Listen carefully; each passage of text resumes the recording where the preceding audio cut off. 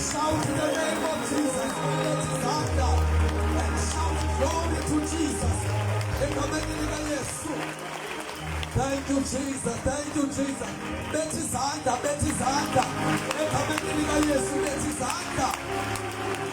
Thank you, Jesus.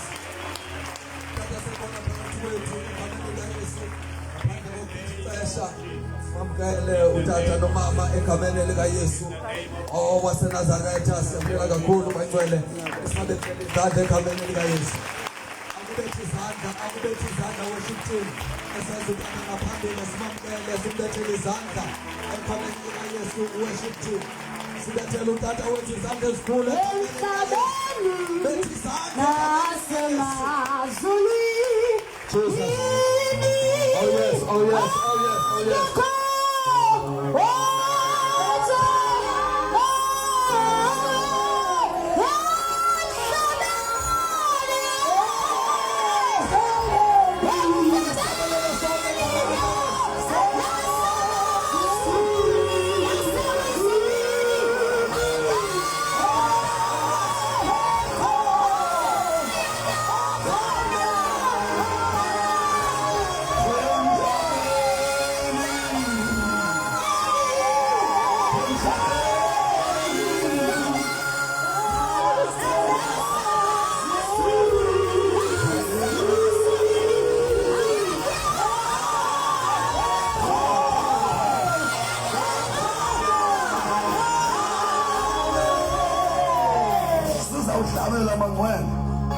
Izolo obengekho sinikwe incwadi kaJoshua chapter 3 verse 5 kwathiwa let us consecrate ourselves as we are about to cross the river Jordan. Ibithi ngeXhosa masizihlambulule. Before 12 o'clock yesterday umyalezo ubuthi zihlambululeni kuba sizawela umlambo iJordan so that tomorrow sibe kuyo. Yesterday ndithe kunamavizitha azobe lapha ebandleni abanye bakawamkeli. Sizokwamkela uJehova Jireh, samkele uJehova Nisi, uJehova Shama, uJehova Rafa, uJehova Belparizim, the Rose of Sharon, the Lily of the Valley. Selekhona owadala umhlaba wadala izulu ongabonwayo ongumlilo ongenakujongwa ngamehlo enyama negazi aphilo mbonileyo. His name is Jehovah Nisi, Jehovah Rapha, Jehovah Tsidkenu, Jehovah Belparizim, the Rose of Sharon, the Lily of the Valley. Agambiyedwa uhamba nosingaye, sihlangene ngaye, usingaye omanqabanqeba ngenxa yezono zethu owancama ubomi bakhe ukuze mnamoni nakukhulukela kuye kuzuzu ukhala wezono zami. Asinguye umbi ngonole zimhlophe okhazimla njengelanga, indoda ehlala phakathi nendawo.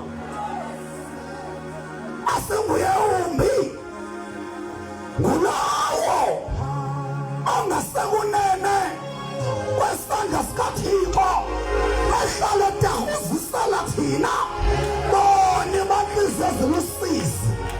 Nguye kaloku obuyayo, nguye kaloku esimlindileyo, nguye kaloku ozawuphila ibandla. Asinguye umbi womuntu 100% human, 100% spirit. Nguye agama lakhe ligungisa imimoya kube kamele likaYesu ziyakhothama zazinto akamele likaYesu akamele likaYesu ulogazi lakhe liqhele izikhayibo zethu ulogazi lakhe lisikhululayo ulogazi lakhe lisihlangulayo ulogazi lakhe liphethe impiliso yethu. Asamkele ubukho bakhe omanxabanxeba, intshebe zakhe zichwethiwe, nabambulalayo basazawuthi ngenye imini nguye lo unyama kaThixo, nabamkhasayo basazawuthi nguye unyama kaThixo, akukho imbi ngaphandle kwakhe. I salute you, Jesus. I salute you, Jesus. Katibonga, yes. Katibonga, yes. Katibonga, yes. Katibonga lakho. Yes, waseNazaretha. Yes, waseNazaretha. Yes, waseNazaretha. Katibonga. Honeymoon, no moon, yeah. Only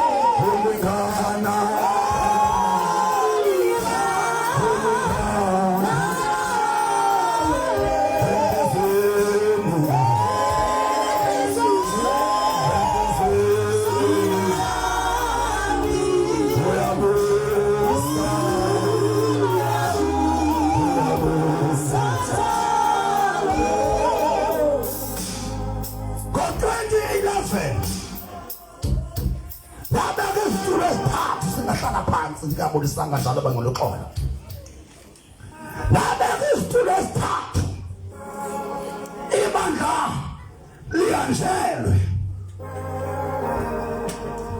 labeka isitulo esithathu ndenza ngolu hlobo ngalo xesha ibandla bendilikhokhela ndindim ngo-2009 kwakuyi-first Passover yeli bandla kulapho ndophuka khona ndilwa nemimoya yangena in our first Passover ndihamba ngentonga ndophukile kwi-Holy Mountain kanti uThixo ngethambo lam uyomisa intaba yokuthandaza nabangayihoyanga kunethambo lendoda elophuka kulantaba ingcwele yakutsola.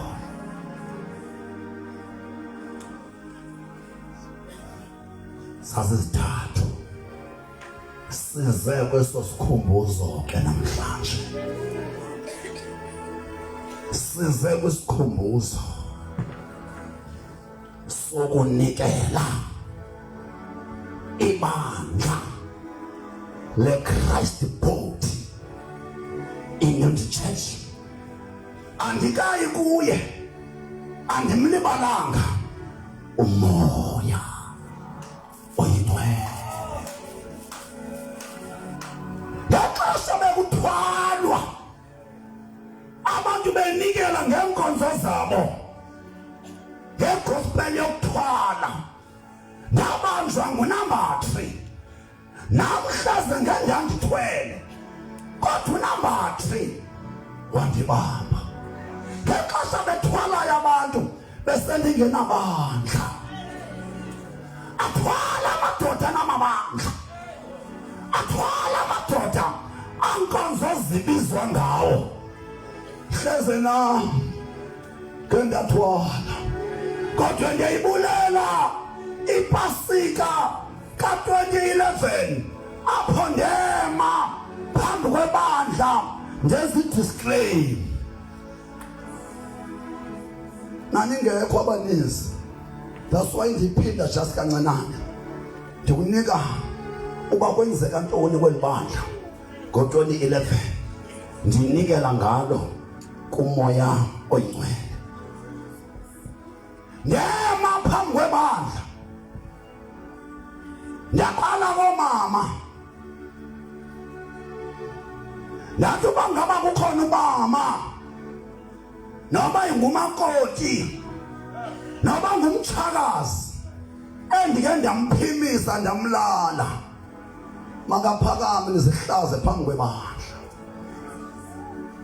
Ngonyaka wesithathu ibandla libizwa ngoMadikiza, ndizofaka idisclaimer so that umuntu oseChrist body Unity Church angacingi uba xa esona wona uMadikiza wona umoya oyingcwele.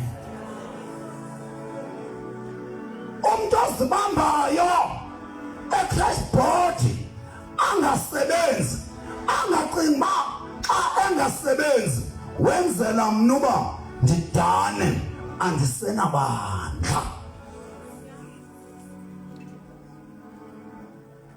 Ngala 2011 ndema phambi kwebandla, ndathi bangaba kukhona umuntu apha kuni endidle imali yakhe ngobuqhetseba, makaphakame ndizihlazise phambi kwebandla ngokudla imali yabazalwane ngobuqhinga nabuqhetseba.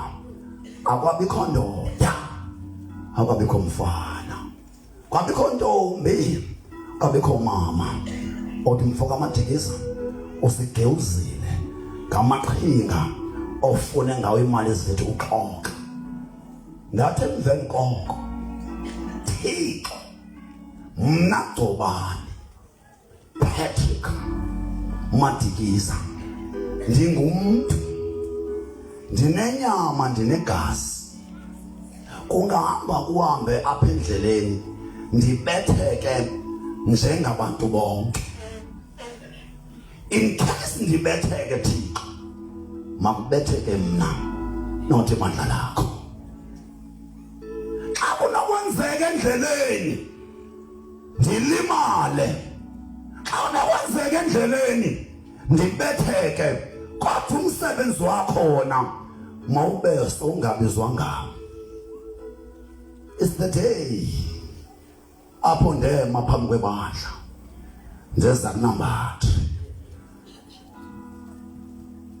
Yehla moya, yehla moya, yehla moya. Oh,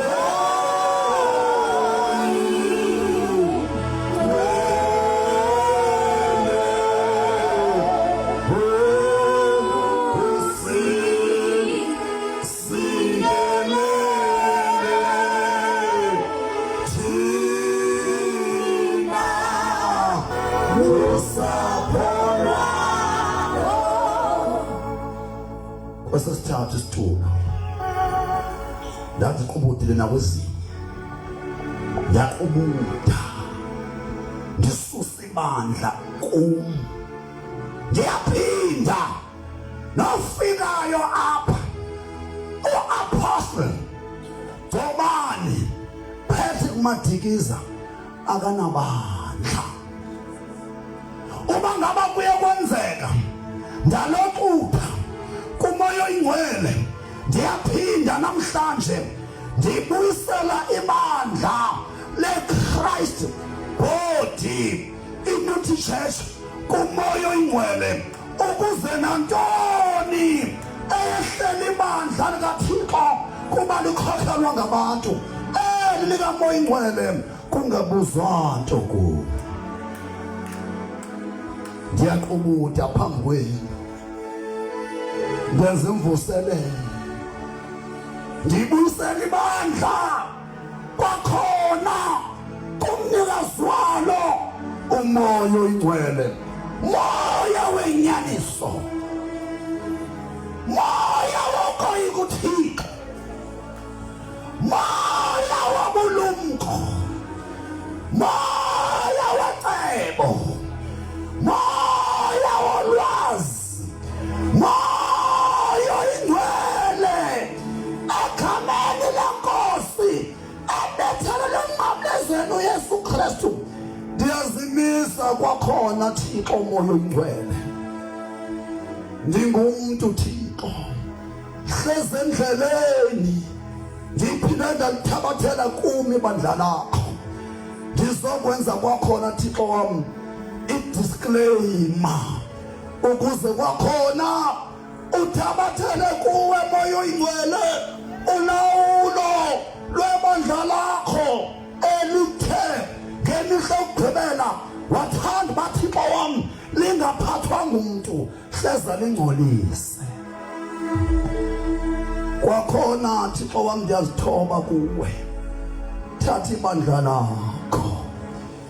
Ndiyaphinda Thixo wami ibandla leChrist body malingabizwa ngomadikiza, nabalibizayo Thixo wami babize bengazi uba namhlanje ngalomhla we-18 ku-April ka-2025 ndibuyisela ibandla lakho ezandleni zakho.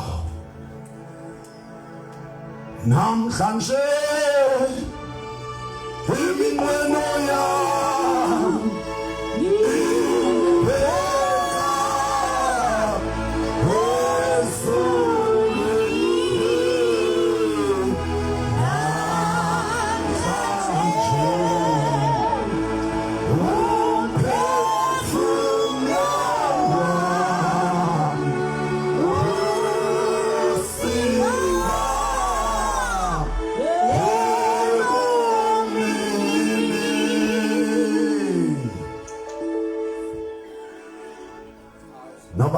noba sebasendafa nosesunday school umntwana uzokwazi bakho after 5 years siba ne-fire service sicelebrate ukulawulwa kwe-Christ body iNunty Church, not by a man but by the Holy Spirit himself. Nomntwana omncinane ngoba sendafa mna kuba mna ndizowufa ngenye imini andizubakho, kodwa kweli bandla nomntwana osebeleni uzokwazi uba how after 5 years senza i-commemoration yes-celebration yokuba eli bandla utata uMadikiza elasekwa ngaye nguThixo walinikela publicly kumoya oyingcwele.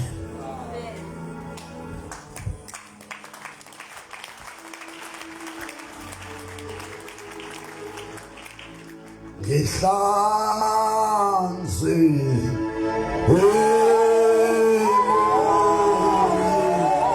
emoyeni angibethele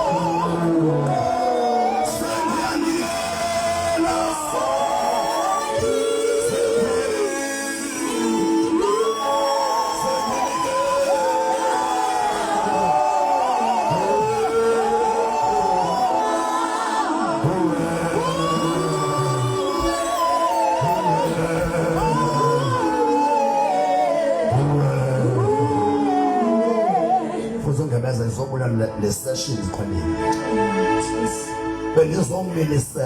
Before I preach, I can see angels. I can see angels here. They are here.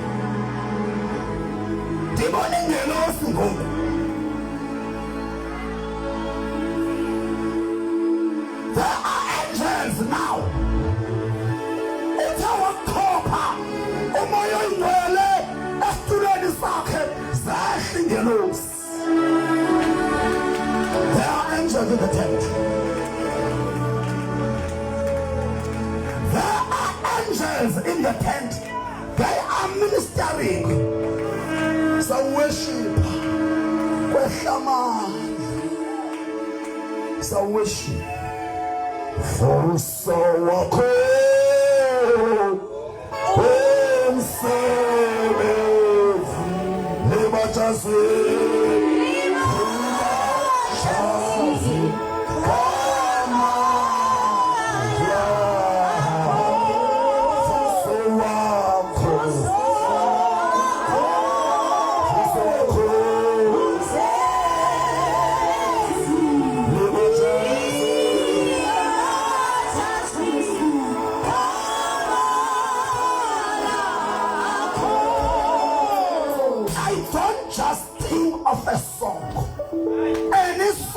that comes into my mind or my heart worships him.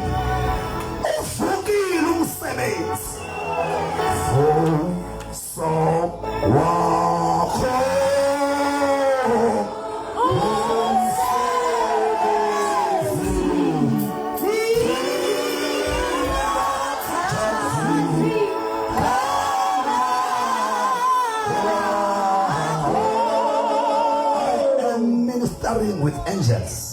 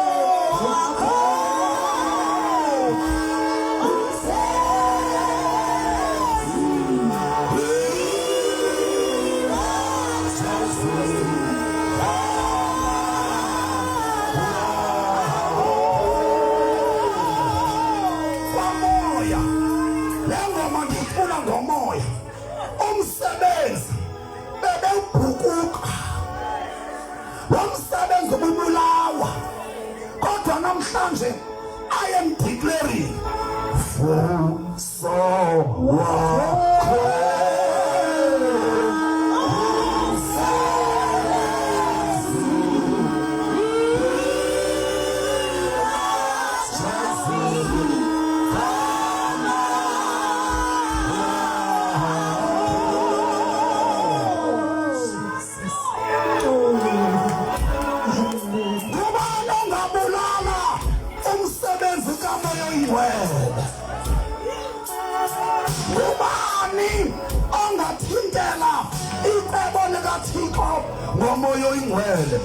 Vuso wakho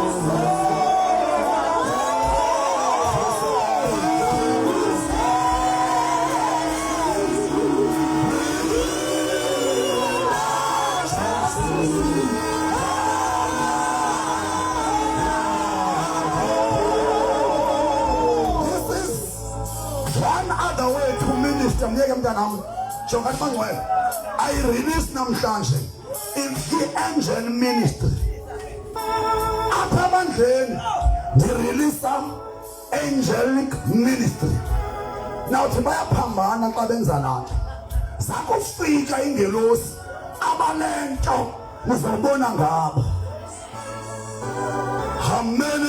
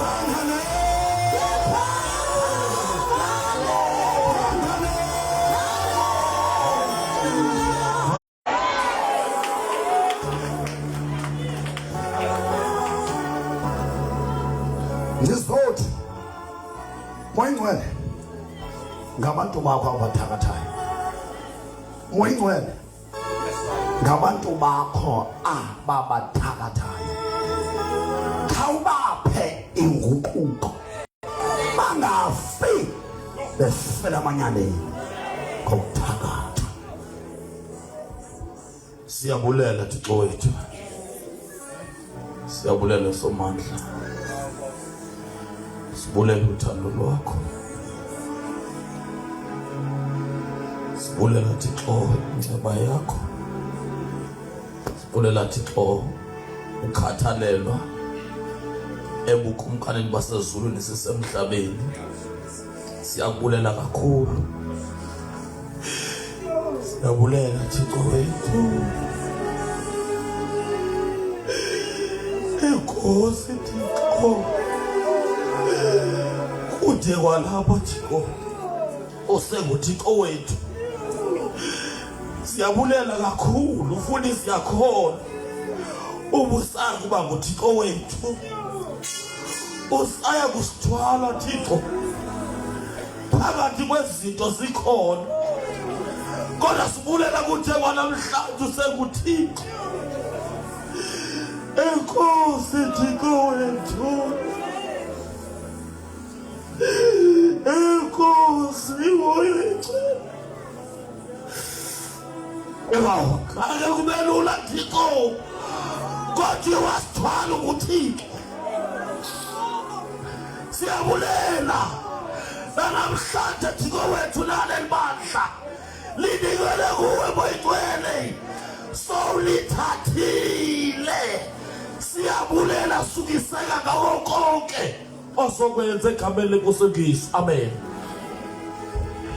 Inya ngenkulu ikhona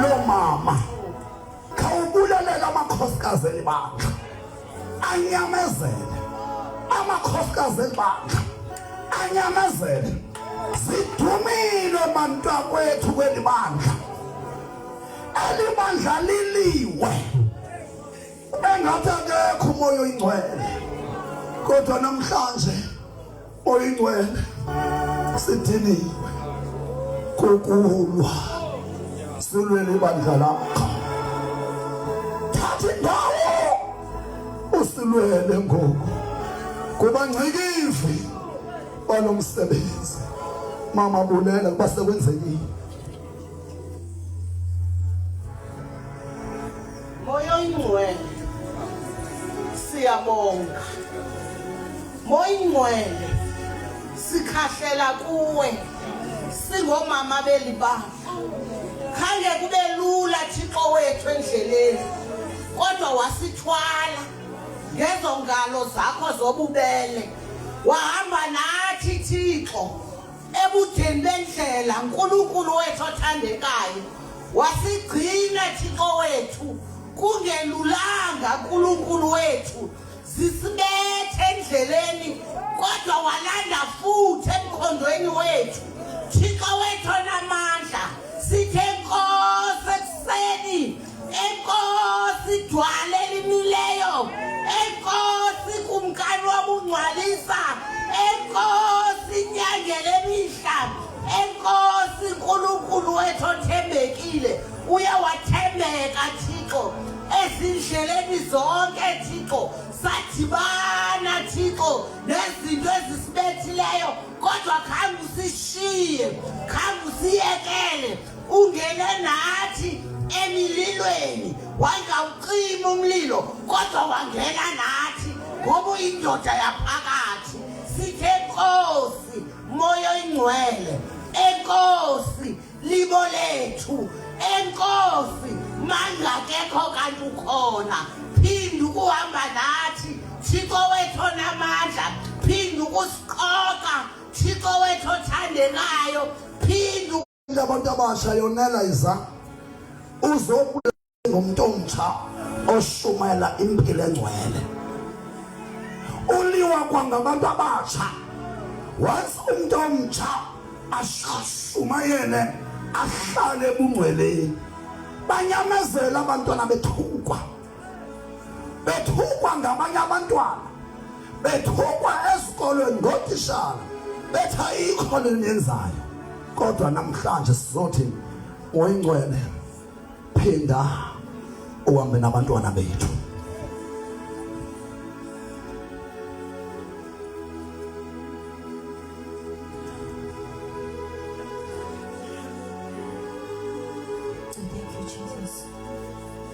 We thank you, Lord, for being a kind God to us. We thank you for not giving up on us, even in times where Thixo wethu namandla besukushiya. Kodwa wena Thixo wabona kufanele ukuba usigcine.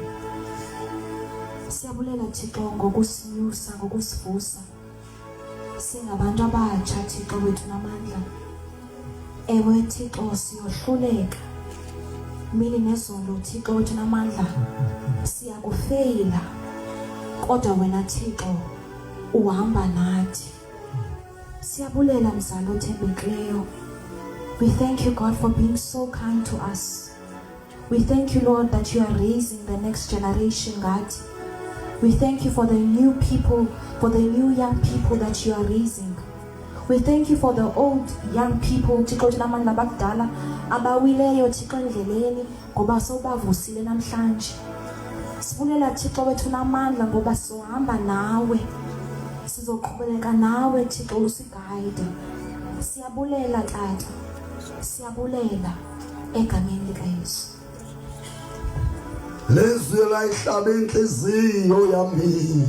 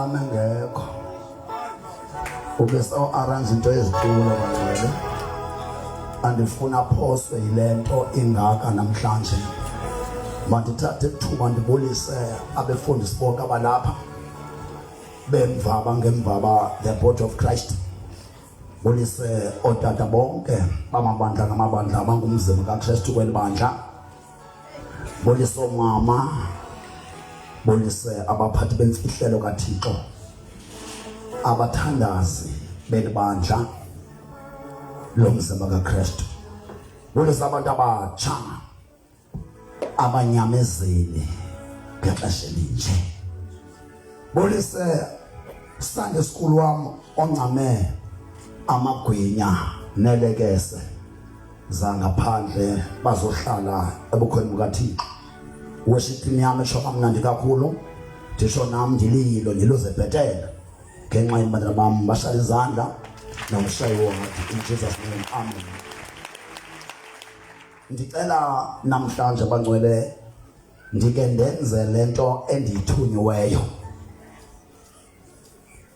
ndicela uzincede uba ngabe uyaqala ukuba nathi ebandleni vele nje ikhwele wena ihamba because sesiyabe kakhulu bangcwele nesiprofeto andiqala ekuqaleni kodwa umxholo unento okwenza nesiprofeto sikaThixo esiprofeta imvuselo yokugqibela yehlabathi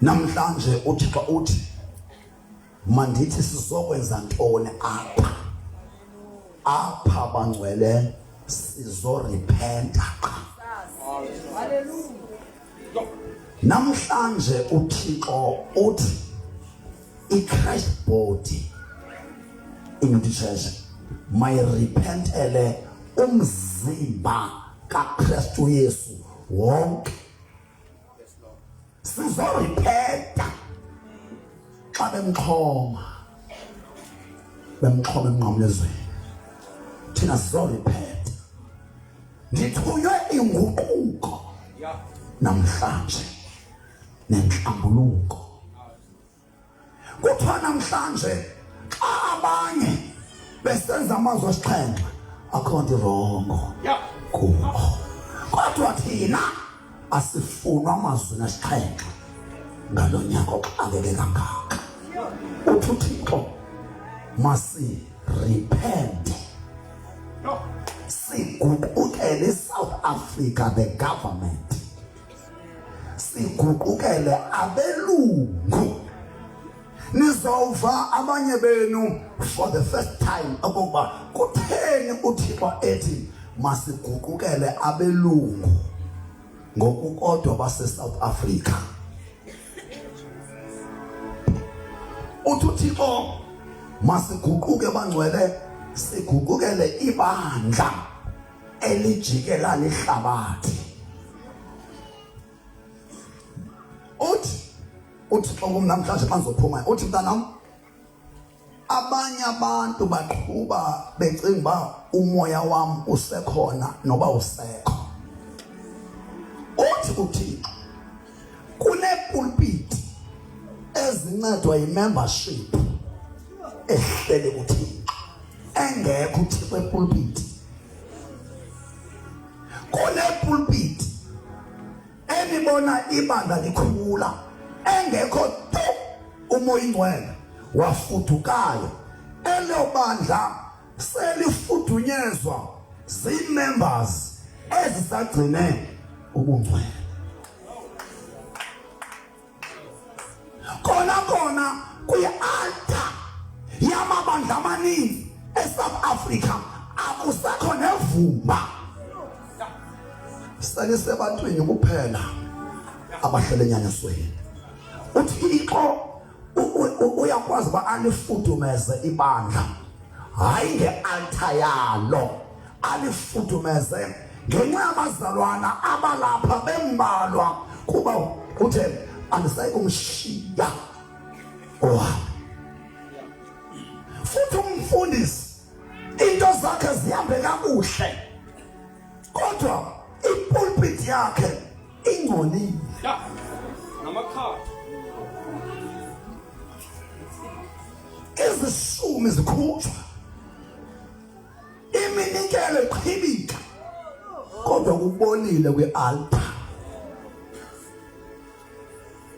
Maninzi amabandla, yiyo le nto wathi uThixo ukuzibandla ndingamki kwi-altar, ukuzisibingelelo sihlale sinevumba lam, thatha mna undibeke esibingelelweni uhambe uyogeza wena. As long ibandla lam ulishiye nam ndinguThixo, ungahamba uyogeza wena kodwa ibandla lam alinotshintshwa ukugeza kwakho. uThixo amabandla amaninzi umoya ingcwele akasekho, sekulivumba lokuba wayesabakho umoya ingcwele. Sirepentela ke ibandleni njalo, nathi sincedwa bubukho bukamoya ingcwele, sizizibozi.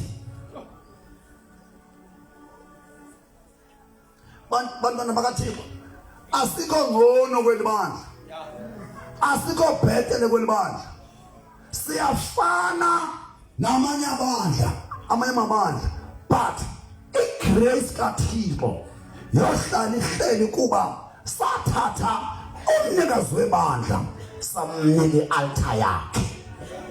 Sesibhatyaza kabhatyazi yena, sesibhidekile nguye osigayidayo umoya oyingcwele. Uthi ke namhlanje uThixo, let us not be selfish kuba i-altar yethu isalawulwa nguye. Singawacingela amabandla okokuba nawo ngawakhe. So we are going to repent for or on behalf of the entire body of Christ in one law. Number 2, sizawurepenta ngenxa yorhulumente wethu. Psalms 24, lelika Yehova ihlabathi nenzaleseko yalo ayilo likarhulumente. Urhulumente usehlabathini, akakwazi urhulumente ukulawula uThixo odale ihlabathi. Urhulumente akekho ngaphezu koThixo, but ngoku abantu sebesoyika urhulumente ngaphezu koThixo ngenxa yemali. Abantu bamncamile uThixo kuba urhulumente ebanika imali, bamncama uThixo. Sizorepenta ngenxa yalo rhulumente okhuphe abantu bakaThixo kuThixo ngecorruption yakhe.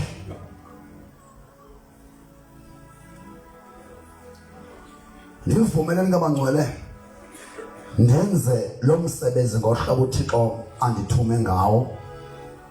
uThixo uthetha kumkuqala uthi, in case abantu bangani understand, maka ndithethe ngokubaluleka kwesiprofeto. In case iziprofeto ezi nizithathe lula, ningawazi amandla asesiprofetweni, maka ndiqale ndinibonise ukubaluleka kokuba isiprofeto esiphuma kuThixo nisenze ngexesha laso. Sizawuthi sibhale kuba siseconference yokunceda abantu, hierarchy of prophetic events. Zoyichaza ngesixhosa ingaxhala ma-abed bam, because bangcwele apha eMthatha ngelishwa there are children whose language is not Xhosa. So the moment I become typical Xhosa person on a pulpit, ndibakhuphe ngaphandle. So ukumisa kwami isilungu andibhostela abantu abanganasilungu. Ndifuna those kids grasp something noma akayibambanga njengawe. So xoleleni, I'm gonna mix isiXhosa nesingesi for the benefit of Sunday school wethu ongazi isiXhosa. Kunabantwana apha ku-Sunday school abangazi, not uba bafunda kwa-Model C, ngabantwana babantu abangengomaXhosa phathi bathanda ukukhonza nathi. There are colored children in our church. There are children from Ghana in our church. There are children from Nigeria in our church. There are Zimbabweans in our church. So we must be versatile. Otherwise, we're gonna miss the point. Umshumayeli siyathundeza abangcwele masisetyenziswe isingesi ingakumbi xa kukhona abantwana base-Sunday school abangasaziyo isingesi. Uzawusophula phi xa ngosophula kokweni? Uzawusophula phi isingesi xa ungasophuli usesekhaya? For that matter, noba ungasophula as long umuntu eyivile uba ithini point. Ngesibathini abantu abazi-linguistics apha abathi u-or no was no yes befana utshongo kanje. Asikho kuloo nto, thina sikomoya siyarhuqa. Zonilungisa mntanam ndibe ndirhuqa nomlungu umXhosa ndophululwa ulwimi olungelo lwam. Nisekhona? Hayi bendibreak i-ice. Hallelujah. Bhala phansi. Hierarchy of prophetic events is the prophet. Zinendlela zinohlelo ngokukaThixo. Uhlelo is the prophet zinohlelo. Zine hierarchy or hierarchy uhlelo. Nazi ke is prophet zihlelwa nguThixo for that ningaqhathwa ngabantu abangazi ngesiprofeto.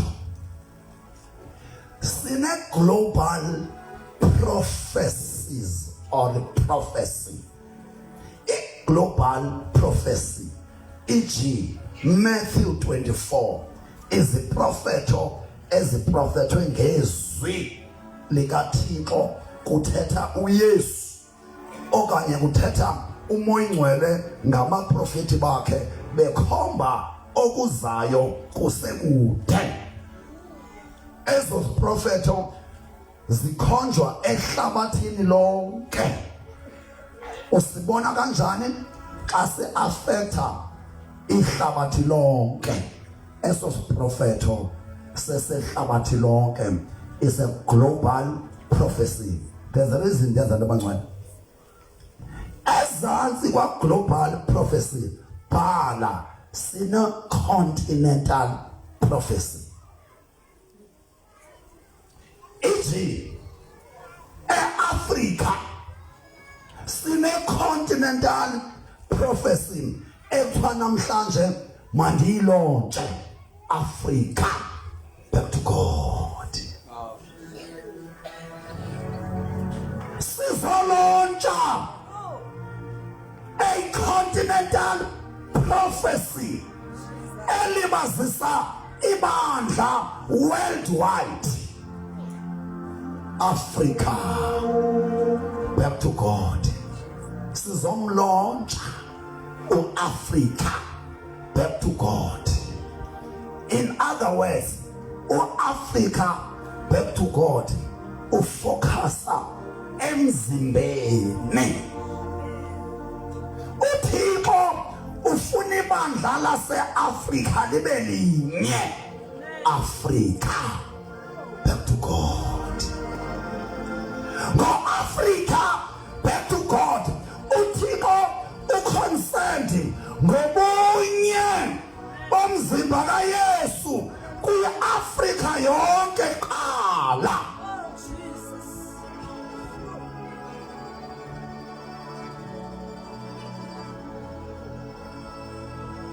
Phambi kokuba umzimba kaKristu unwene udle ihlabathi sithi siprofeto imvuselelo yokugqibela yehlabathi lonke ayikho North America, ayikho South America, ayikho Australia, ayikho Europe, ayikho Asia, ayikho Antarctica. Umnwe ukhombe Africa, and Africa will be saved.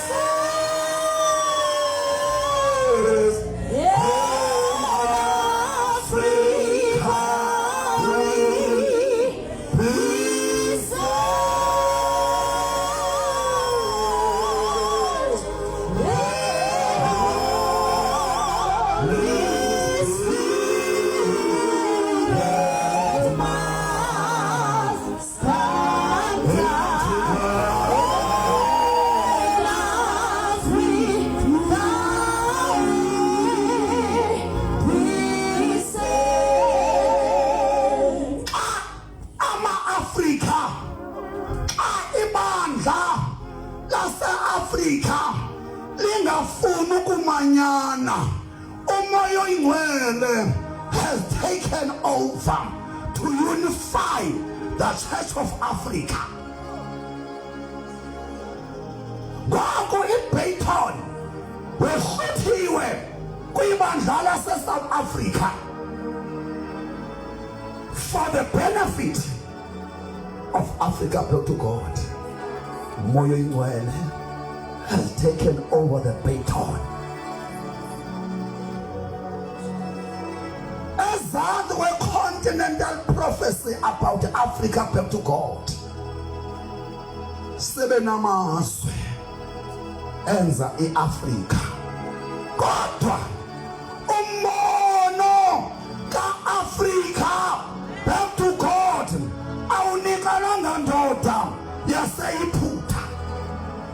Umbono kaAfrica, back to God, awuntshula ngeGhana, awuntshula ngeUganda, awuntshula ngeKenya, awuntshulanga nakwindawo esiphuma kuyo sonke eEthiopia.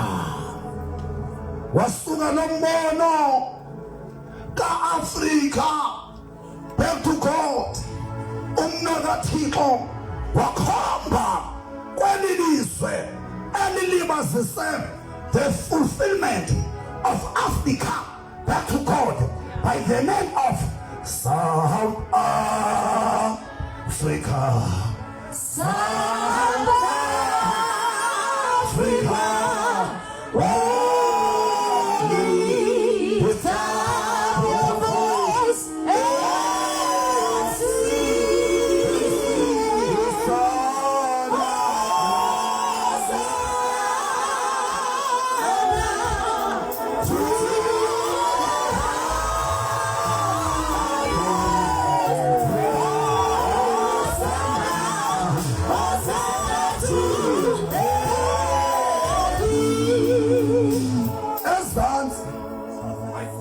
Continental is a national prophecy. As Zangwe continental prophecy is a national prophecy. A national prophecy can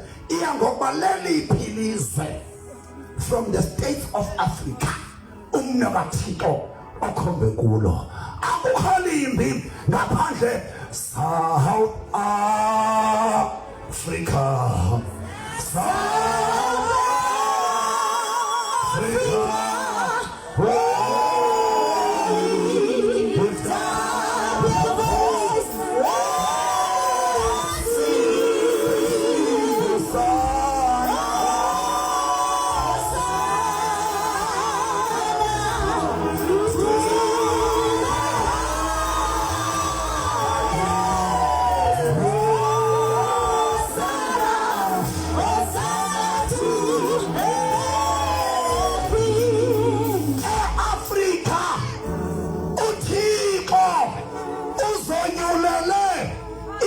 Africa, ukuzimvuselelo yokugqibela yesiphelo, the last Just revival iqale South Africa.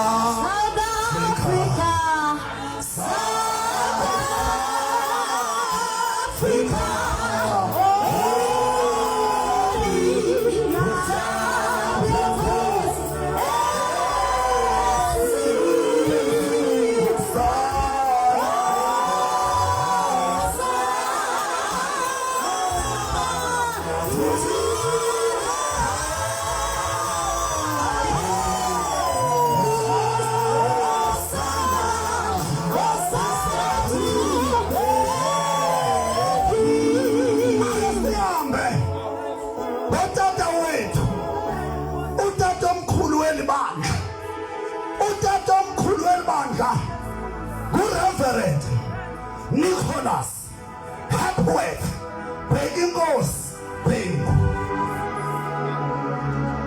Utata uBhengu ngutata omkhulu welibandla, ngutata kum, ngumzukulwana ningabazukulwana abantu abatsha.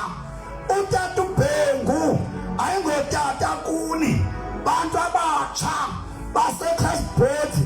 Utata uBhengu kuni ngutata omkhulu uBhengu, ngutata kuthi into enyakazayo. Noma seyafa indoda kodwa amandla sayifile indoda. I feel the power of the man.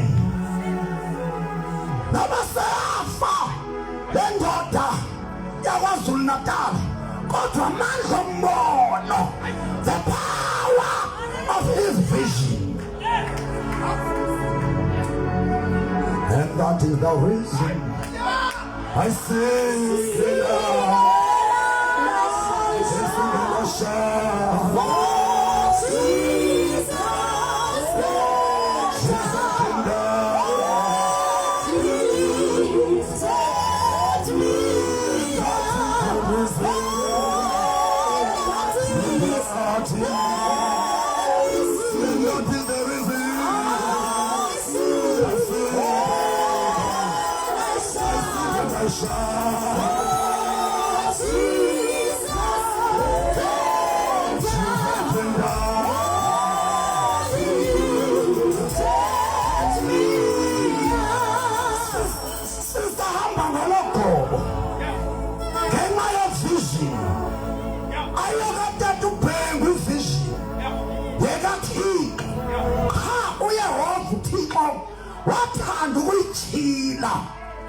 And that is the reason I sing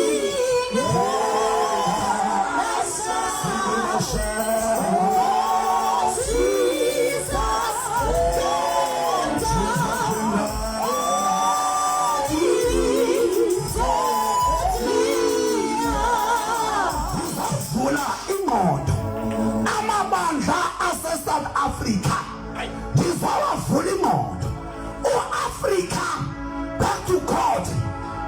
Vision kaThixo awazithandelayo wazikhethela ukuba ukuze ifulfilwe, wathatha uTata uBhengu wamthatha kuba kukhona into eyaziwa nguThixo esingaziyo thina ngoTata uBhengu. And that is the reason I sing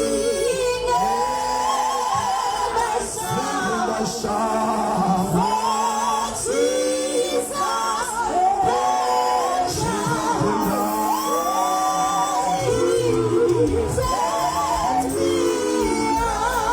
What is so special about uTata uBhengu? What is so special? Bebekhona befundisi futhi benamandla oTata uNgidi from Faith Mission, Oba uKhiliza from African Gospel, Oba uNgidi Faith Mission, Oba uDuma Baptist Church bebekhona. Kodwa ngenye imini uThixo wabiza uTata uNgidi, wabiza uTata uKhiliza noTata uDuma. What? You are my sons. but khaniyetha abantu niyobona lento endithume uBhengu, nibuye niyenze emabandleni wethu kuba ngumzimba kaKristu Yesu. Amen.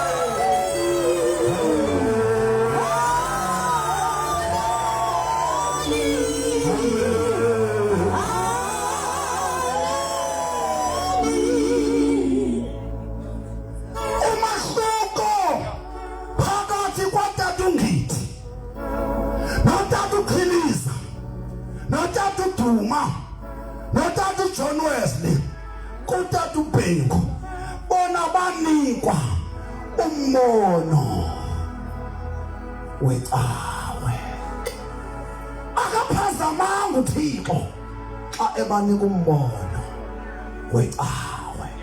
Kodwa utata uBhengu uThixo akamkhathalanga ummono wecawe, wamkhathala umzimba kaKristu Yesu, not only for South Africa but for the entire South Africa.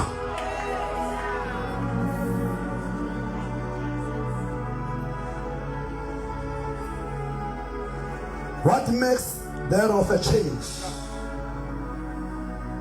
is I want to display it. Bazalwane, apha Christ body guqukani noba lecawe yenu niyayithanda, phumani ecaweni. My Christ body, I know you love me, you love my wife, you love the Madikiza family. That's why see Madikiza family sizothi le icawe ayiyo kwaMadikiza yeka moya oyingcwele. Secondly, uSatan, u-Antichrist, mabalibala abantu aba-denominational minded ukuba bangalwa u-Antichrist. U-Antichrist usebenza in unison, usebenza engumzimba. U-Antichrist into yenza uba ibandla aloyise. U-Antichrist usebenza engumzimba ka-Antichrist. Sisoyiswa nje thina amaKristu silwa nomzimba ka-Antichrist. The system of Antichrist operates in the form of the body, but not of Christ, but the body of Antichrist. It's the revelation, eh? Into yenza ibandla lingakwazi ukulwa uSathana loyise, ibandla alimanyananga, kodwa uSathana sele ngumzimba already. You can't fight umzimba uyi-organ oyise. Utata uBhengu wanikwa a major revelation ekungajongi ibandla, ajonga umzimba. Nansi into endifuna ukumthisha yona. Jonga i-organ imele icawe. Wena uzidla ngecawe unqwana umuntu okhetha indlebe emzimbeni wonke.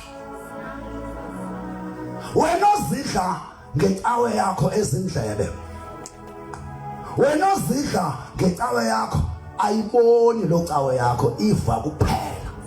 Lo cawe yakho engamehlo, lo cawe iyabona but ayisezeli, ayinampumulo, ayinandlebe.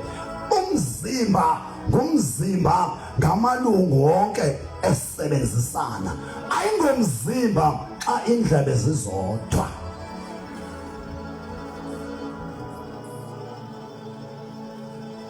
into bangiba ibandla loyiswe ngu-antichrist kusuka indlebe ihambe yodwa. Imagine indlebe ziyolwa nomzimba. Ndizonixelela i-secret ka-Africa back to God.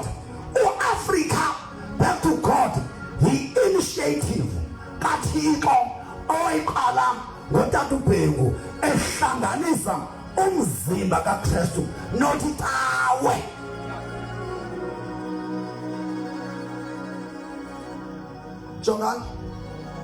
Jongani mna wathi uThixo igama lale tawe mandelibize ngomzimba kodwa ibe iyicawe. Then mani ngekho icapha le tawe iye le tawe ni abort sabotage. Igama lale tawe mangcwele libone kaloku apha ukhona iviewers ezininzi azinazibonele ndithethayo. Xhomani into ethi Christ body every time ndishumayela. Xhomani into ethi Christ body. Why uThixo wandinika eligama? Wayenzela uba noba ndingabhideka ndingaze ndiphume ekushumayeleni umzimba. Noba ndingadliwa nini nindifake ecaweni bathandi becawe bonocawe ndingaze ndiphume kumbono womzimba. Amandla kaMadikiza awekho secaweni. Ndifuna abantu abathi ndithwele ndizothwalisa umuntu ofuna ukuthwala.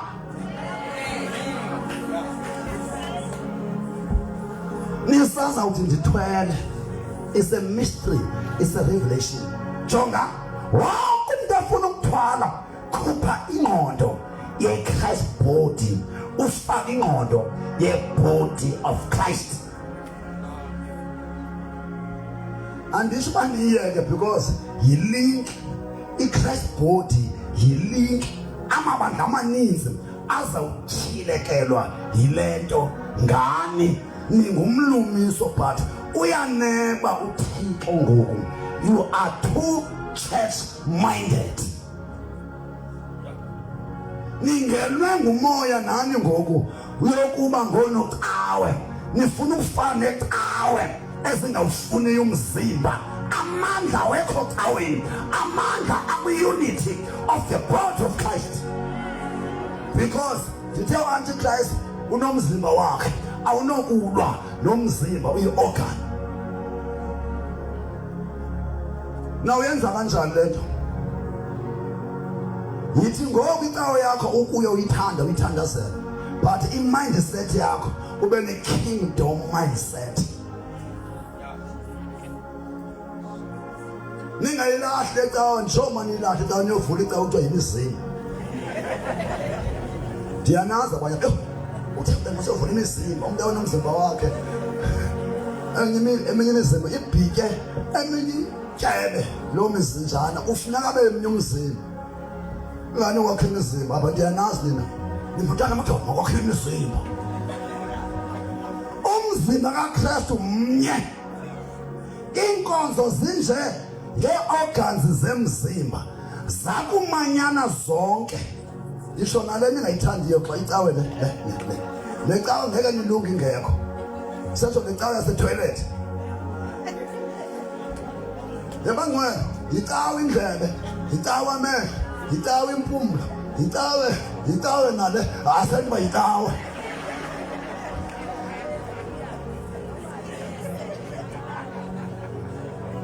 Yabona iZayoni ndiyasola uba yona cawe ndiyithandayo.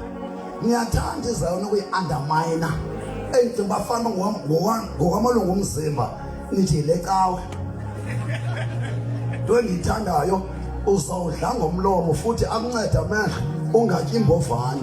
Uthatha imbovane ubone ufake emlonyeni kodwa mpu ekugqibeleni uyayidinga le cawe.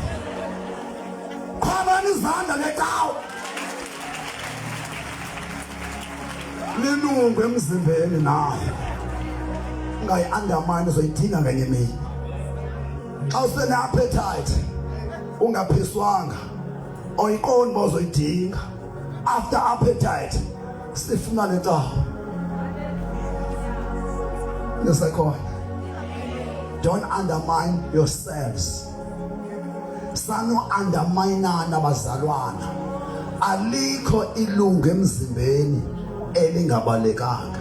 Sizothi namhlanje sizolontsha back to God.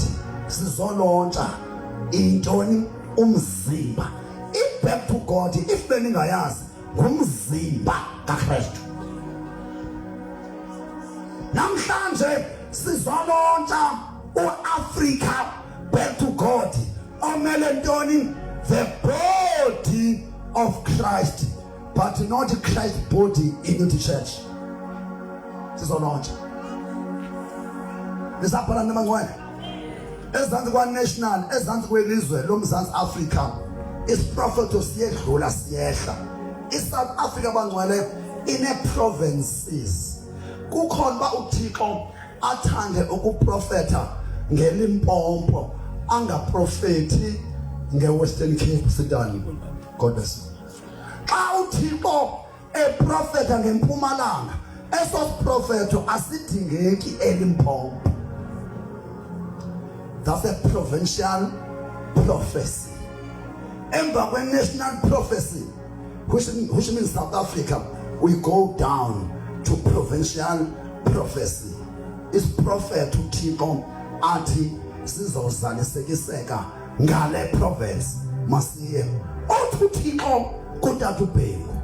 Africa back to God, from Cape to Cairo, from Cape to Cairo. Mamela ke ngithemba niphatha lencwadi ndizoyifunda ngingamneqhala. Bangcwele, go and study ityala lamawele. Ityala lamawele lizoxolela uba uThixo isizwe sase-Eastern Cape wasiblessa ngekumkani amaXhosa ngokwetyala lamawele. Ubukumkani bukaXhosa busempuma koloni. I-Western Cape yamaKhoisan, i-Western Cape ayamaXhosa, yamaKhoisan. Therefore uAfrica back to God akakhombi Kapa, ukhomba e-Eastern Cape, from Cape to Cape. Ambanam continental prophecy, global prophecy, continental, national, provincial. Kwi province wakhetha umnwe Eastern Cape. Ezantsi kwe region, ezantsi kwe province Eastern Cape ina two regions. Ino Transkei. Nantoni? Sky. I-region yaseSky yiyo ebekumele uba esisiprofeto sikatata ubhengu siqalwa eSky. In the absence of the best, the worst become the best. As this prophet, sika Africa back to God. From Cape to Cairo, sithetha amaXhosa. Ngawaphi amaXhosa iBhayibhile eyafikela kuwo ayingabo abathembu, ayingomagcaleka, nguRharhabe, nguNgqika, nguNdlambe.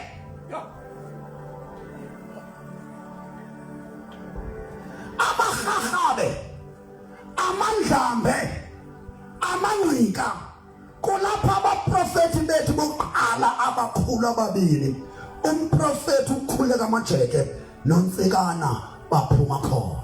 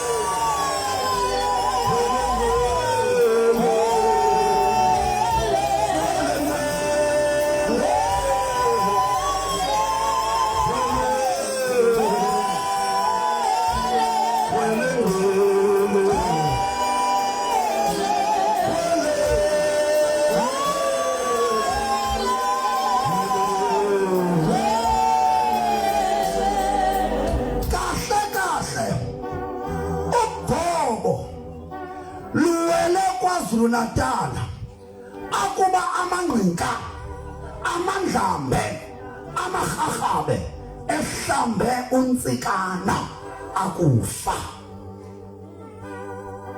UGqobo, the first anointed man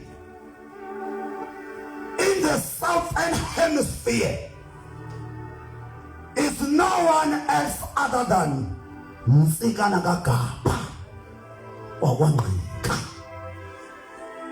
UGqobo lubekwa koTata uNgithi, koTata uBhengu, koTata uPhiliza, koTata uDuma, luhlanjwe yi-Eastern Cape. AmaXhosa ahlamba uGqobo in the continent of Africa. Colonization ithe yafika, kwafika ulahlekiso lwe-religion. Kodwa uThixo isizwe sakwaHahabe, sakwaNdlambe, sakwaNgqika wasenzela inceba, wavusa umprofeti, umuntu oqala ukusindiswa kuma-Afrika e-Southern Hemisphere ngumprofeti uNtsikana kaGaba wesizwe sakwaNgqika. Uthi angabhubha amaXhosa amhlambela ingcwele, ayihlambela anqula iminyanya.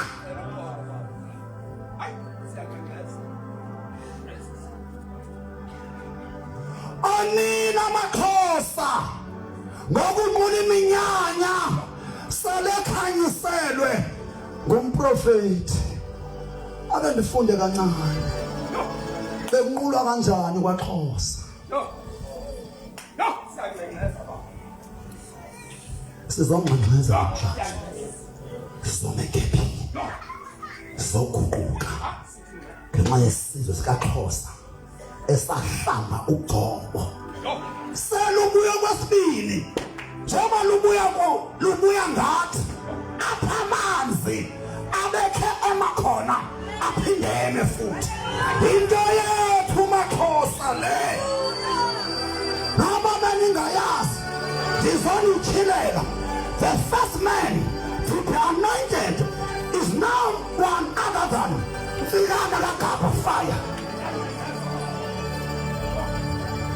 Indoda yokuqala kuma-Afrika asezantsi ukuzuza uGqobo amandla kaMoya Oyingcwele ngumprofeti uNtsikana kaGaba.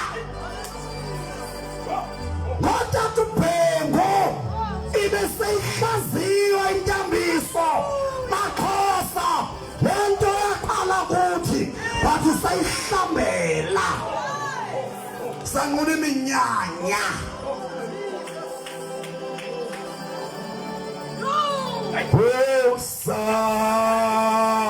Hosanna to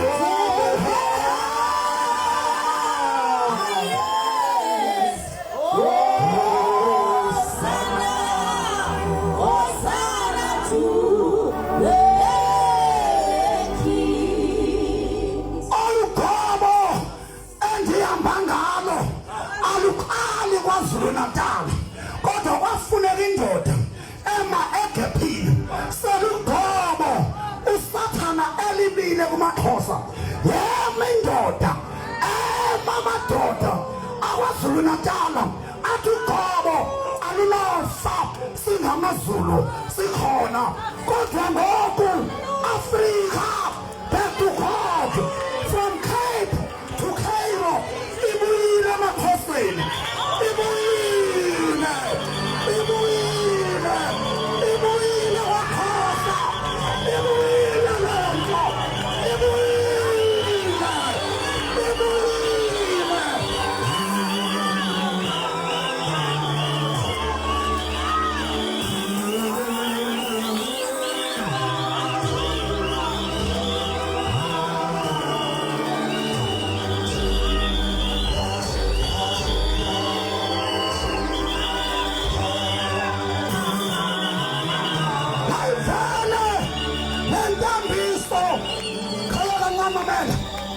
lentambiso ayiqalanga kwaZulu, iqale ngomprofeti womXhosa, kodwa amaXhosa kwaNgqika, amaXhosa kwaNdlambe, amaXhosa kaRharhabe ayihlamba. Seyiwele bathenjini nje. Hey, singabathembu, sithathile iBayton, sithathile iBayton, sisemthatha, singabathembu, siphatha the original, ekantikana, kaKhapha, isabathenjini ngoku, uyathanda uthanda.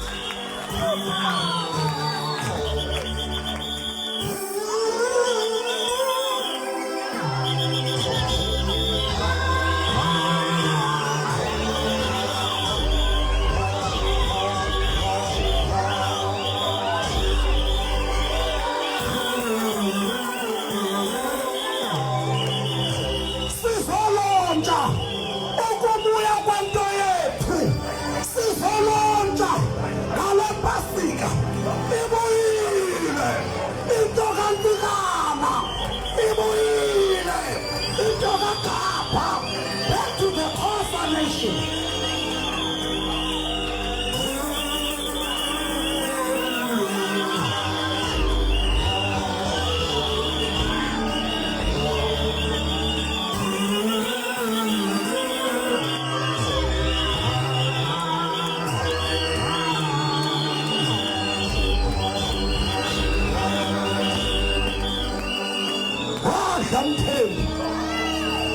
Wahamthembu walamba Sathana, wahamthembu walamba Sathana, wahamthembu. Hey, into yabathembu ibingeyabathembu, kodwa in the absence of the best, the worst become the best. Ibingeka lento iyematyeni ekuyaphela amaXhosa. Uma amaXhosa asesisikayi ayityekezele kuthi siyayihlafuna kwethina. We are the don't touches of today. Lentambiso, this anointing of Tsikana, this anointing of God of Tsikana, sihamba ngayo. Lentambiso yomprofeti uTsikana, yiyo le esenza ngayo iqephi. I am introducing the anointing of the Xhosa nation. I am launching the anointing which was prophesied long ago. The anointing of the Xhosa nation. Elibazise, go back to God.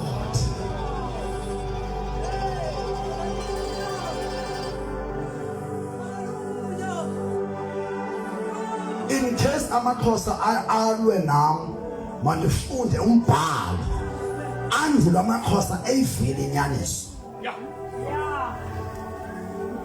Unqulo mangokunyamezela bamadolo ngiyabona uma ibande nikhathi sebeningaliqaleni because kufuneka lento ibe no part 1 no part 2. Xa ngibona uma iya ibande because mina uthethe ukuthi ndishungela ngohlobo la ndingayingqineli, ndinicebise uba ningaphinde nilahlekiswe nguSathane. Into yenu ibuyile.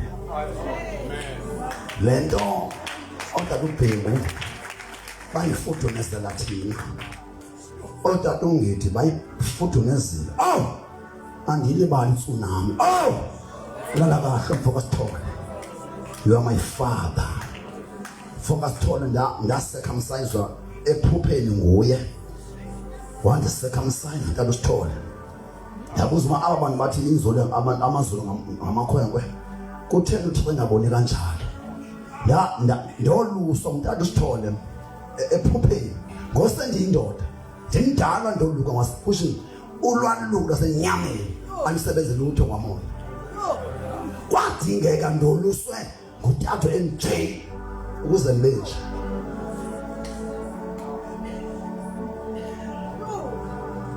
I was in Durban, ngiyothandaza. Ndafakwa endlini ethile wathi usithole, wazahlala la ngikolusa. uyibamba laa nto esoluswa ngayo wathi hamba noqabile uyindoda. Lord, you are worthy to be praised. Lord, Yahweh, To be praised. Lord, you are worthy.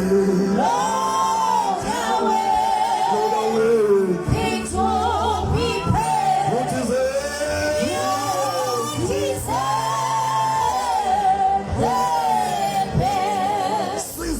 Sizorepentela unqulo lwamaXhosa olwenza uThixo asiqumbele isizwe nohlanga lwamaXhosa ngonqulo olungaphumi kuqamata.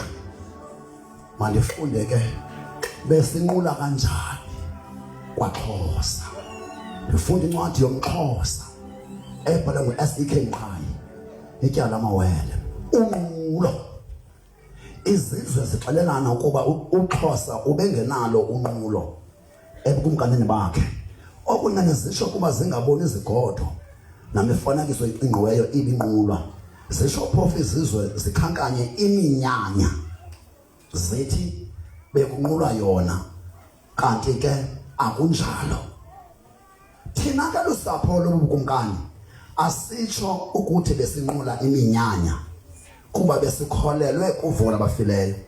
Sithi thina ekubeni obawo besandulele ukuya enyangwaneni ekumkanini bokamenzi ophezukonke uqamata umvelinqangi.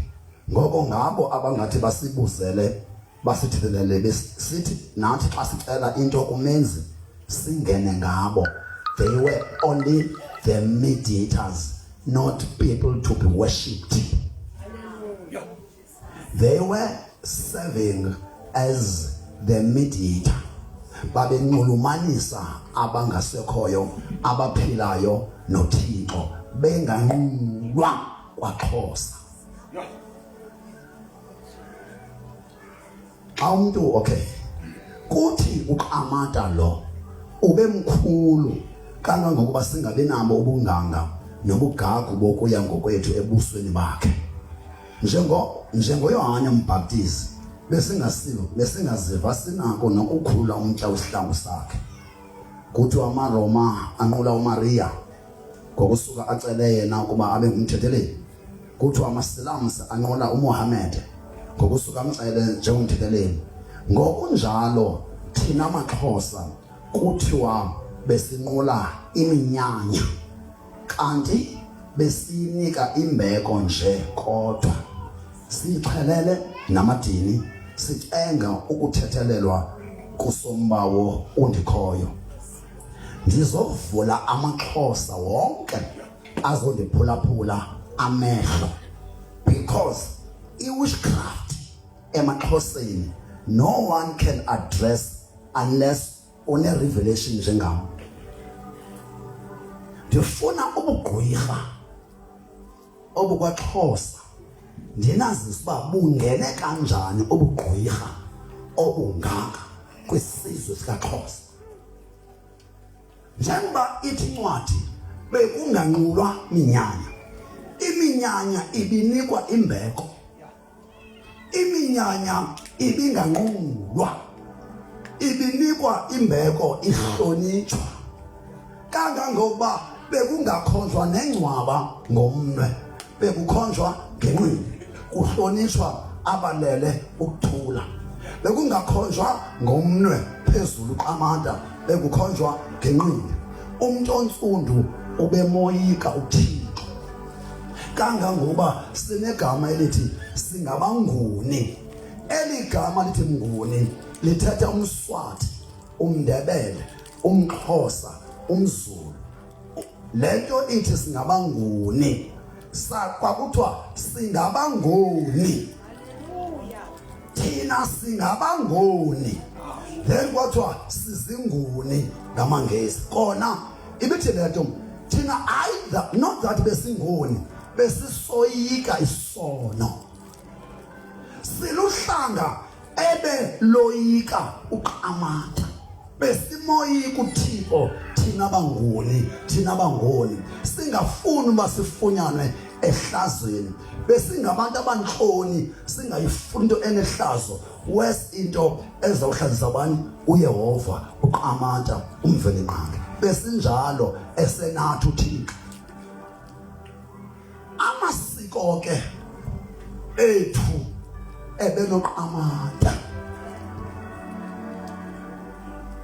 amasiko wethu ebefihlwe uQamata kuba besimoyika uQamata sinqula yena yedwa sihlonipha iminyanya singayinquli isatanism kwaXhosa isatanism kwinguni group ba namazulu anjalo namaswati anjalo namandebele anjalo inguni ziqatsele ekunquleni abantu abangekhoyo izinyanya ezixabanise unguni noThixo uAfrika back to God uzosombulula lo ngxaki yabanguni abanqula iminyanya baxabana noThixo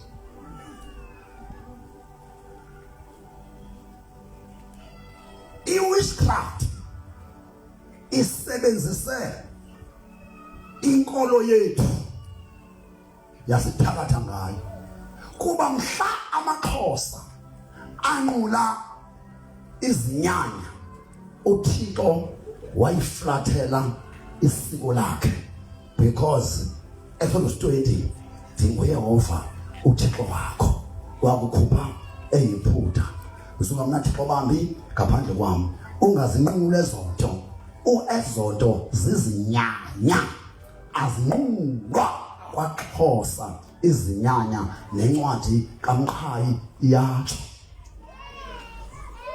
sizoguqukela amaXhosa anqula iminyanya ezixhaphazisa ngamagqwirha enza ntona amagqwirha ngela xesha uQamata kwawusanqulwa kakuhle uSathane kwakudala enokha efuna ukusebenza amasiko wethu enze ukungcola kwakhe but engakwazi because uThixo protected amasiko because sasemoye kuThixo sinqula uQamata mhla amaXhosa anqula iminyanya the protective garment of God left wangena uSathane wazi uSathana wasebenza kwa ezizinto ebezikade zi right esikweni igazi umswane inyongo imizi yamaXhosa iphelile ngamagqwirha ngabathakathi abafumana iaccess kwigazi lebhokwe yesiko kwigazi lenkomo yesiko kwigazi lenkomo yesiko kwigazi lehakho emampondweni yesiko imizi yabantu iphelile because akasekho uQamata because uzukathi ungabi naThixo bambi ngaphandle kwami sizoguqukela amaXhosa yiyo lento uThixo ethe mayisuke kwangqinga because awes amangqika ekunquleni isithixo wahaha kwandlambe kwangqika ngabona abawes ekunquleni iminyanya than abathembi encamela kuthi nje uThixo is because abathembi baxutywe ngamampondo nangoku andiphuma thenjeni phuma emampondweni ndilihlombo ndilihlumbo ndilihlumbo ndilihlubi elikhule emampondweni anompondo ndilihlubi ndilingelengele kodwa amampondo ndiyawaphakamisa emampondweni if ayiyo akuyiyo awanqabalaza amampondo afana namazwi xa ibambele ibambile umXhosa ungathi uhamba naye andisho uba ndiyawangcolisa but thembe ungayithembi so uhamba ngendlela kwaXhosa nakujikela kodwa umpondo uba kuyiyo akuyiyo uba yiyo njengam kanje angithembi ndona lapho you rather hate me for a good cause I don't care ndithathe phi waZulu uZulu nompondo wathi nca uXhosa umkile kakhulu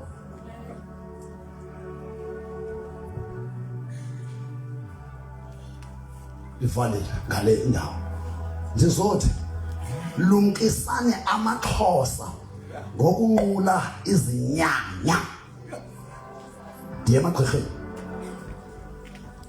Lord, you are worthy to be praised. Lord, you are worthy to be praised. Lord, you are worthy. Lord, you are worthy to be praised. You deserve the praise.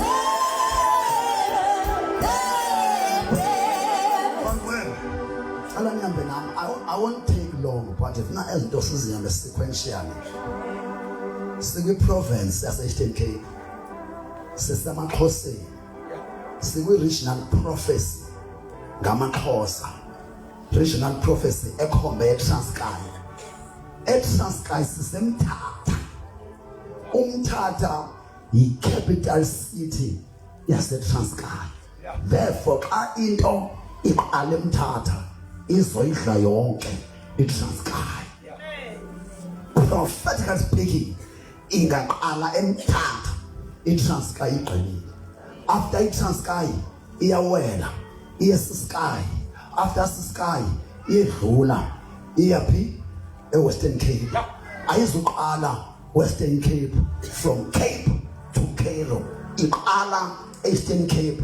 Bekumele bayiqala kuGagaba kuNdlambe kungqika yashiftwa ndisemathembeni apho iqale khona namhlanje iyalonke.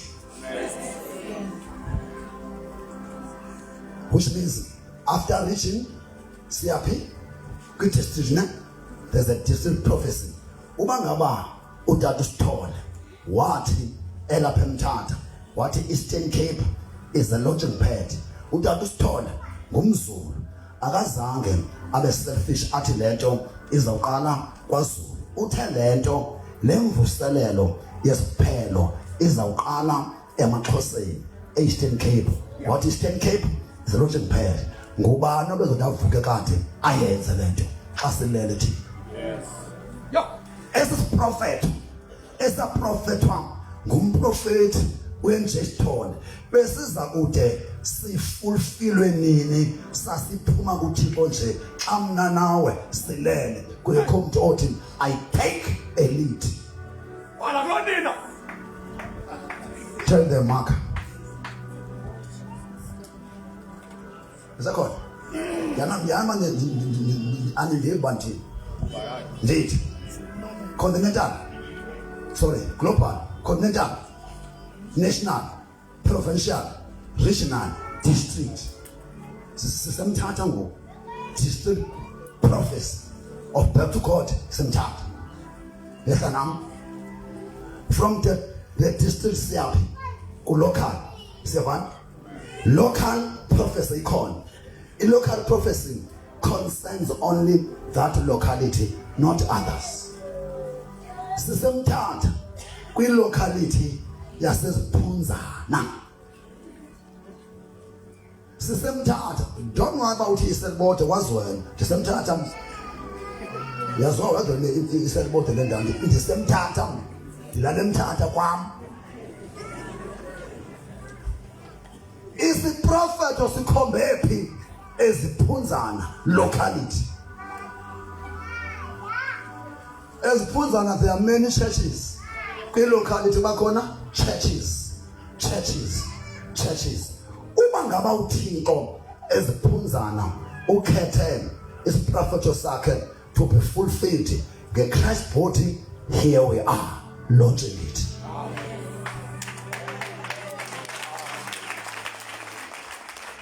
My man, is propheto sebandla.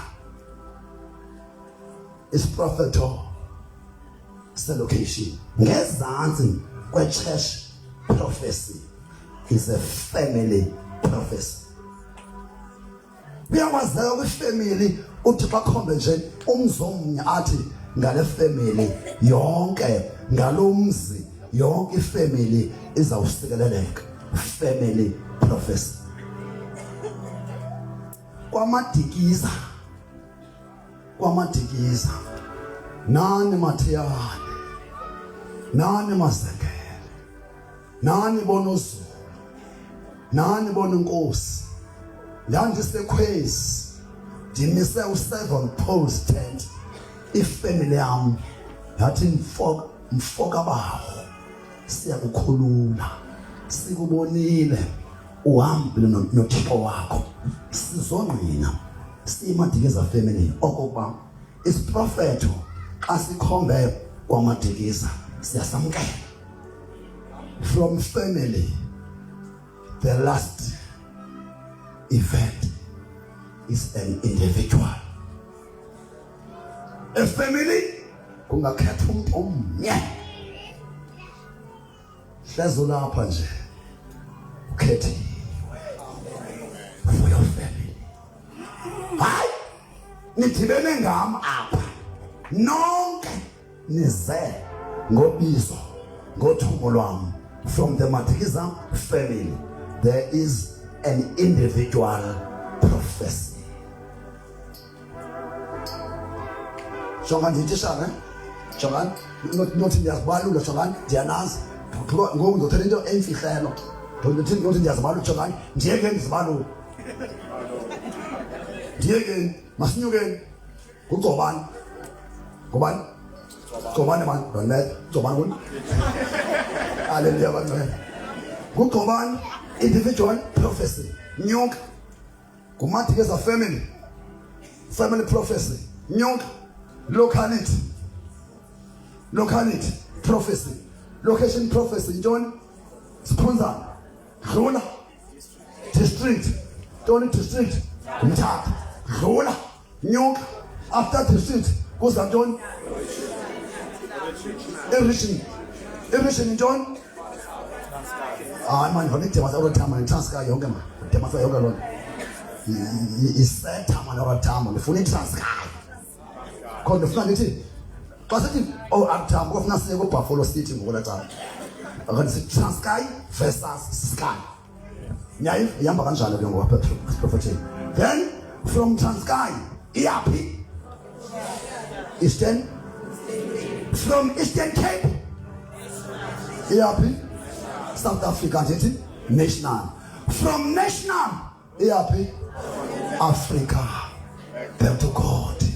Sizoyilontsha ngomlomo idaliwe.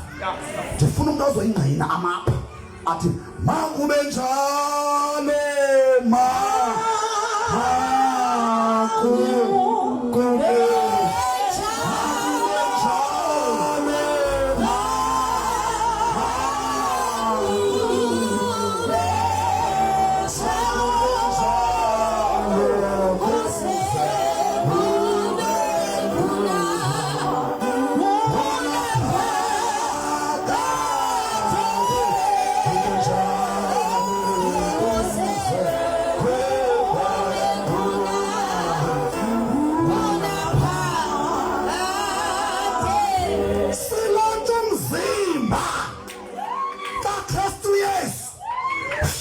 Africa. Silonke umzimba kaYesu namhlanje. Ngemini yePasika eCrashport. Silonke umzimba. Silonke Africa. Back to God.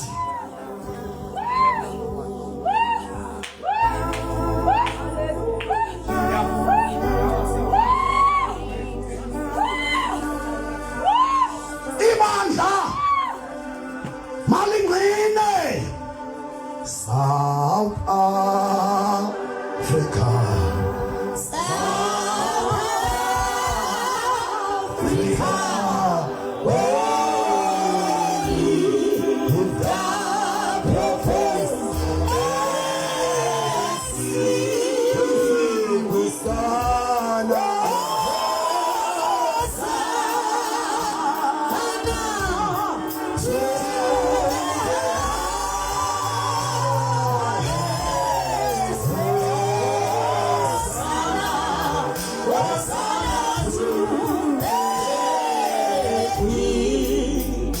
Siyabulela mama wami, menzeka kahle kakhulu. Uthi uThixo ngithi uyakuthanda. ungahlala phansi. South Africa, South Africa.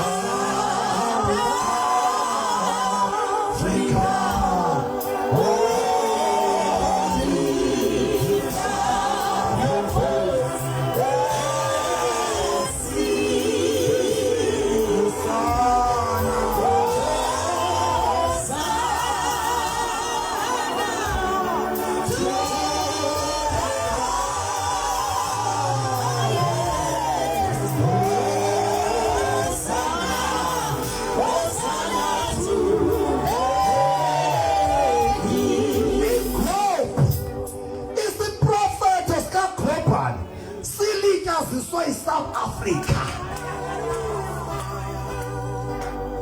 The global prophecy of God is delayed by the prophecy about South Africa. South Africa.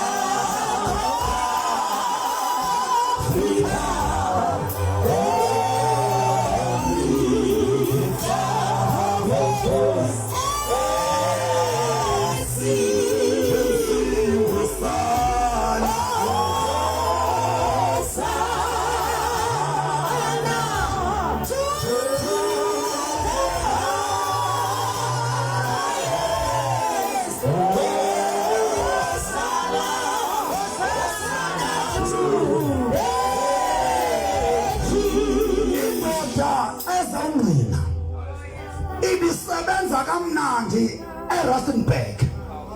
Iphethe imali ithi tata mama kuyo.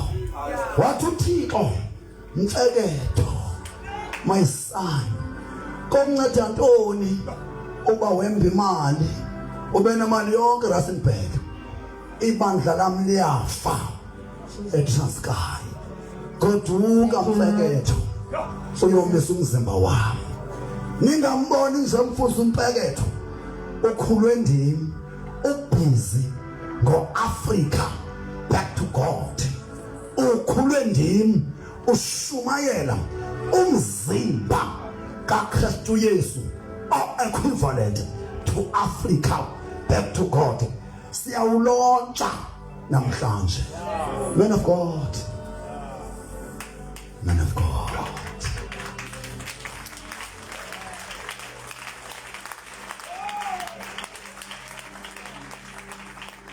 Phakama ibandla bangcwele yona ngahlala phansi kwenzeka lento. Sho.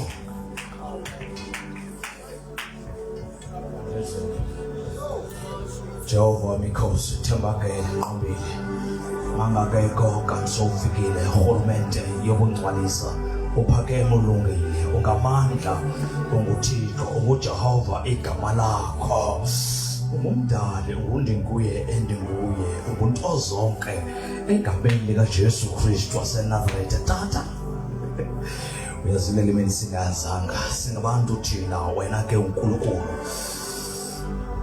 Tata kulontshwa ngoku licebo lakho. Yes, tata licebo lakho lokugqibela. Awulithethanga ngelinye ndalahlekwa ngabatheli. Uba uthetha uThixo uthi mandibathethile. Ndiyayiva ngoku lento Thixo wethu. Kuba kanti aba bathembu ngabo asemtata. Tata ndiyabulela ngoba lento uyayenza Thixo wethu. Hey, tata uyayenza ifihliwe. Hey, ifihliwe. Ifihla bungcweleni. Iphansi kobungcwele. Ayitshilwa nabakukubani. Ifuna abantu abamoyikayo uThixo. Iphansi kobungcwele. Ekahleli kuyo uThixo. Siyabonga mthali, siyabonga mnikazi wezulu, siyabonga nabangela, siyabonga urhulumente yobungcwalisa. Ndisekhaya e-training center.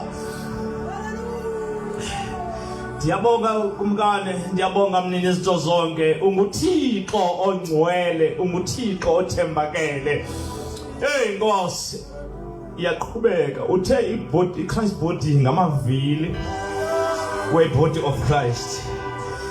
Tata ndiyakuthandaza ndikula mavili Thixo wethu manwabone nyakaza litshile lento nalapha ngaphakathi tshila Nkosi umthandazo tshila Nkosi icebo lakho yintoni lo ifunayo thetha sebemva abantu bakho aba yintoni le nto ifunayo Thixo wethu lingabamezeleki icebo lakho.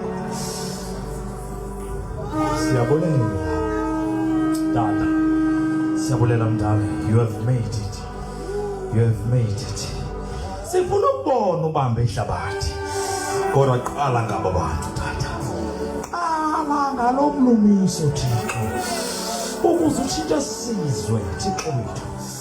LPU, love, peace and unity. Uthando uxolo kunye, uthando uxolo kunye, uthando uxolo kunye, uthando uxolo kunye, uthando uxolo kunye, uthando uxolo kunye, uthando uxolo kunye, uthando uxolo kunye, uthando uxolo kunye. Emadoda ngeke niyenze lento ngaphandle kwezi zinto. With the God. Sicelo lakho uthando Thixo. Sicelo lakho uxolo. Asifuna labantu yaphelelwa kule conditions. Siyakuthandaza Tata. Siyakuthandaza mdala. Hlambulisa isizwe. Thixo wethu hlambulele abantu bakho. Hlambula Jehova. Alandele ibandla Tata. Ukuze lijike yonke lento esemhlabeni. Uthetha ufuna indoda ibenye emendaweni.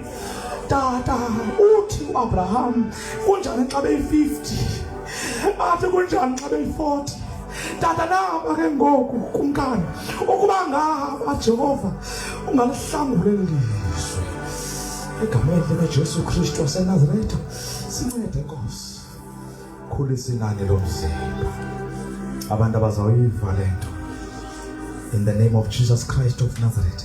Utata wamnkosi uye kule ndawo ebiye utata uBhengu wathi lento wawuyithume yena uyilonjile namhlanje Tata ulontsha lento Thixo yakho sebenza ngayo Nkosi tshintshela ilizwe thina sijoke kuye ngoba uphambi kwethu saphila Tata sebenza ngayo Jehova wemikhosi uze sibone Nkosi ubufuna ntoni egameni likaJesu. Amen.